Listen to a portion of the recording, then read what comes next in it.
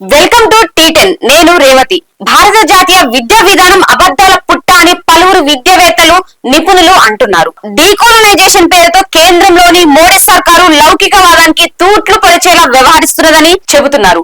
కేవలం హిందుత్వ జాతీయవాదమే అజెండాగా విద్యార్థులు, దేశ యువత, ప్రజల మెదళ్లను కలుషితం చేస్తున్నదని, మెజారిటేరియన్ సిద్ధాంతంతో సంఘ్ పరివార్ ఆలోచనలు అమలు పరిచే బాధ్యతను మోడీ సర్కారు తీసుకున్నదని ఆందోళన వ్యక్తం చేస్తున్నారు. వాస్తవికత గురించిన సమాచారాన్ని తప్పుబట్టే చర్యలు తీవ్రమయ్యాయి.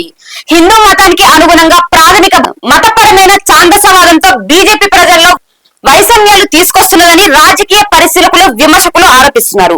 ఇది ఆధిపత్య మత సాంప్రదాయాలచే ఏది అంగీకరించబడుతుందో దానిని సాపేక్షంగా చూపుతుంది. దీనికి వాస్తవాలతో సంబంధం ఉండదు. అయితే ఈ తీరు చాలా ప్రమాదకరం. ఇది లౌకిక హేతువాద విచారణ విధానాలను తప్పుపడుతుంది. దీని పట్ల తీవ్ర అప్రమత్తత అవసరం. మోడీ సర్కారు తీసుకొచ్చిన జాతీయ విద్యా విధానం 2020 కూడా ఇందులో భాగమే. బోర్డులు, కళాశాలలు, విశ్వవిద్యాలయాలు అబద్ధాలకు కేంద్రం కాబోతున్నది. మేధావులు, నిపుణులు, విద్యార్థులు, యువత, ప్రజలను అప్రమత్తం చేయాలని విశ్లేషకులు చెబుతున్నారు.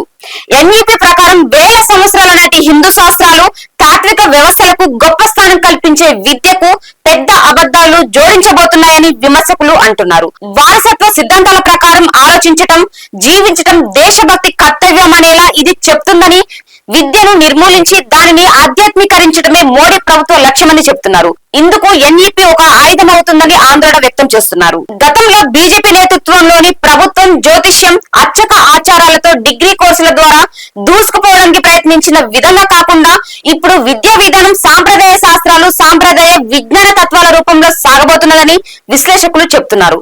హిందుత్వ అనే భావోద్వేగ అంశాన్ని మోడీ బృందం స్వార్థపూరిత రాజకీయాల కోసం వాడుకుంటుందని, ఇందుకు దేశ విద్యా వ్యవస్థను వదలడం లేదని చెప్తున్నారు.